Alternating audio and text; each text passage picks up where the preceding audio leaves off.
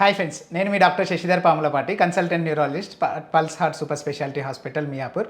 So ఈరోజు మనకు ప్రపంచంలో అన్నిటికంటే second most common for death ఏంటో తెలుసా అండి? స్ట్రోక్ అండి. And most common cause for disability కూడా స్ట్రోకే.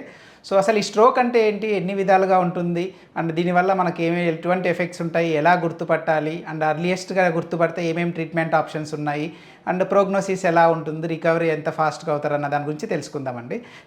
సో ఫస్ట్ కాజెస్ అండి, మోస్ట్ కామన్గా ఎల్డర్లీ పీపుల్లోనే స్ట్రోక్ చూస్తుంటాం. చిన్న ఏజ్లో వాళ్ళకు కూడా స్ట్రోక్స్ వస్తుంటాయి, కానీ అది సపరేట్ ఎంటిటీ అండి. సో పెద్దవాళ్ళలో స్ట్రోక్ రావడానికి మోస్ట్ కామన్ కాజ్ అయితే అండి బీపీ కంట్రోల్లో ఉండకపోవడం. సో చాలామంది ట్యాబ్లెట్స్ వాడుతూ ఉంటారు, కొన్ని రోజులు వేసుకుంటారు, తర్వాత కంట్రోల్లోనే ఉంది కదా అని, ట్యాబ్లెట్ వేసుకున్న రోజు కంట్రోల్లో ఉంది కదా అని తర్వాత బంద్ చేసి తర్వాత నెక్స్ట్ స్ట్రోక్తోనే డైరెక్ట్ హాస్పిటల్స్కి వస్తూ ఉంటారు. సో మోస్ట్ కామన్ కాజ్ అనేది బీపీ ఎక్కువ ఉండడం అండి. దాంతోపాటు గుండెకి సంబంధించిన కాజెస్ చూసుకుంటే గుండె ఇర్రెగ్యులర్గా కొట్టుకోవడము, లేకపోతే గుండె అవుట్పుట్ సరిగా లేకపోవడము, గుండెలో క్లాట్ లాగా ఉండడము అనేవి కామన్గా చూస్తుంటాం. అలాగే కిడ్నీకి సంబంధించిన వ్యాధులు ఉన్నప్పుడు, షుగర్ ఎక్కువ ఉన్న వాళ్ళకి, అన్‌కంట్రోల్ ఉన్న వాళ్ళకి, లేకపోతే కొలెస్ట్రాల్ ప్రాబ్లమ్ ఇష్యూస్ ఉన్న వాళ్ళకి, థైరాయిడ్ అబ్నార్మాలిటీస్ ఉన్న వాళ్ళకి, వీటితో పాటు కొన్ని హార్ట్‌కి సంబంధించినవి కాకుండా కొన్ని బ్లడ్ థిన్నర్స్ వాడుతూ ఉంటారు. సో ఈ టాబ్లెట్స్ వల్ల కూడా ఎక్కువ అవ్వడం వల్ల, లేకపోతే వాళ్ళ బ్లడ్ వెజల్సే అబ్నార్మాలిటీ ఉంటాయన్నమాట. సో అన్యూరిజం కానీ, ఏవీ మాల్ఫార్మేషన్స్ ఇలాంటివి అంటారు. సో ఇలాంటివి ఉన్నప్పుడు కూడా రక్తం చిట్లే ఛాన్సెస్ ఎక్కువ ఉంటాయండి. సో ఇంకా చిన్న ఏజ్లో వాళ్ళకి తీసుకుంటే బ్లీడింగ్ కానీ, కోయాగులేషన్ అబ్నార్మాలిటీస్ అంటారు, ప్రోటీన్ సి లోపం కానీ, ప్రోటీన్ ఎస్ లోపము, యాంటీథ్రాంబిన్ డెఫిషియన్సీ, కొన్ని జెనెటిక్ డిజార్డర్స్, ఇలా చాలా కాజెస్ ఉంటాయండి. ఆటో ఇమ్యూన్, వాళ్ళ బాడీలోంచి వాళ్ళకి రియాక్షన్ రావడం, ఇలాంటి ఏ కాజ్ వల్ల కానీ స్ట్రోక్ రావచ్చు. సో స్ట్రోక్ ఎలా గుర్తుపట్టాలి అంటే, సో ఏదైనా సడన్గా వచ్చిందంటే మనకు అది బ్లడ్ వెజల్ క్లాట్ అవ్వడం వల్లనే అని చెప్తారండి. So anything that occurs all of A sudden vascular cause అనేది డెఫినెట్గా రూల్ అవుట్ చేసుకోవాలని చెప్తుంటారు.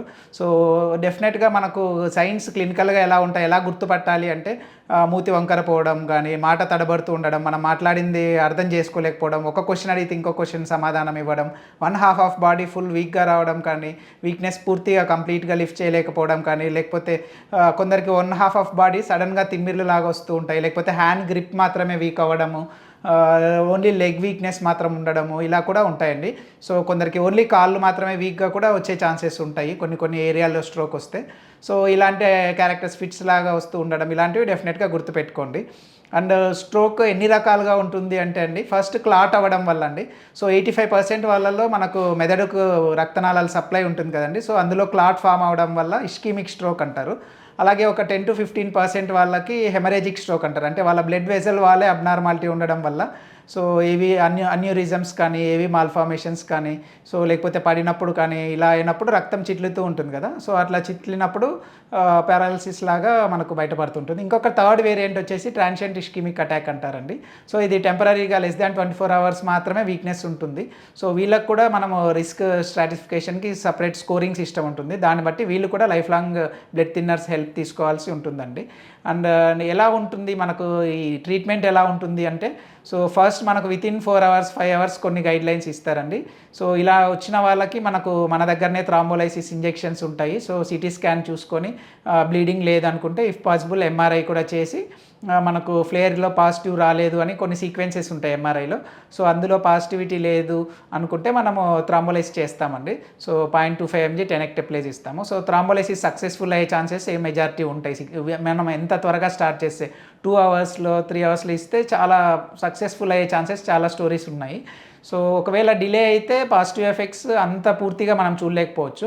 ఒక రేర్గా 10% వరకు కొందరికి బ్లీడింగ్ అయ్యే రిస్క్ కాంప్లికేషన్స్ కూడా ఉంటాయండి. బట్ ఆపరేషన్ వరకు వెళ్ళే కేసెస్ చాలా రేర్గానే ఉంటాయి.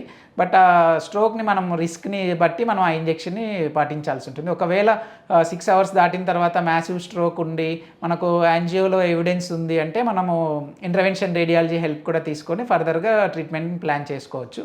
అండ్ ప్రోగ్నోసిస్ ఎలా ఉంటుందంటే అండి, మెజారిటీ వాళ్ళకి ఇప్పుడు రక్తం చిట్లడం ద్వారా వచ్చిన వాళ్ళకి కొంచెం బ్యాడ్ ప్రోగ్నోసిస్, అంటే స్లోగా రికవర్ అవుతారు అండ్ ఫిట్స్ వచ్చే ఛాన్సెస్ వాళ్ళలో కొంచెం ఎక్కువ ఉంటాయి. అదే క్లాట్ వల్ల వచ్చిన వాళ్ళు చాలా త్వరగానే రికవర్ అయ్యే ఛాన్సెస్ ఉంటాయి. ఇఫ్ హాస్పిటల్కి త్వరగా వస్తే డెఫినెట్లీ రికవరీ త్వరగా ఉంటుందండి. టీఐఏ వాళ్ళు కూడా చాలా ఫాస్ట్గానే, యూజువల్లీ వాళ్ళు లెస్ దాన్ 24 అవర్సే ఉంటాయి. బట్ మళ్ళీ స్ట్రోక్ రాకుండా డెఫినెట్గా మెడికేషన్స్ తీసుకోవాల్సి ఉంటుంది. అండ్ ప్రోగ్నోసిస్ సింపుల్గానే ఉంటుంది. మనం రెగ్యులర్ ఫాలోఅప్స్తో ట్యాబ్లెట్స్ అన్నీ వాడుతూ ఉంటే స్ట్రోక్ రాకుండా ప్రివెంట్ చేయొచ్చు. సో స్ట్రోక్ రాకుండా ప్రివెంట్ చేయడానికి ఇంకా ఏమైనా స్పెసిఫిక్ మెజర్స్ అయితే బీపీ ఉన్న వాళ్ళు డెఫినెట్లీ బీపీని కంట్రోల్ చేయాలి. షుగర్ని, కొలెస్ట్రాల్ రెగ్యులర్ ట్యాబ్లెట్స్ వాడాలి. అండ్ డాక్టర్ ప్రిస్క్రైబ్ చేసిన స్ట్రోక్ బ్లడ్ థిన్నర్స్ కార్డియాక్కి కానీ వీటికి కానీ అండ్ అలాగే కిడ్నీ ఇష్యూస్కి ఏమైనా ఉన్నాయో రెగ్యులర్ ట్యాబ్లెట్స్ ఫాలోఅప్లో ఉండాల్సి ఉంటుందండి. అండ్ నెక్స్ట్ ఒకవేళ మళ్ళీ రికరెంట్ స్ట్రోక్ వస్తే ట్యాబ్లెట్స్ గ్రూప్ ఆఫ్ డ్రగ్స్ కొందరికి చేంజ్ చేయాల్సి ఉంటుంది. సో స్ట్రోక్ అనేది చాలామంది మన ప్రతి 4 మెంబర్స్లో ఒకరికి లైఫ్ టైంలో స్ట్రోక్ అనేది వస్తుందండి. సో ఇంత వాల్యుబుల్ అయిన స్ట్రోక్ గురించి డెఫినెట్గా తెలుసుకోండి, మీ ఫ్రెండ్స్తో షేర్ చేయండి, స్ట్రోక్ గురించి అవేర్నెస్ పెంచండి. Thank you for watching.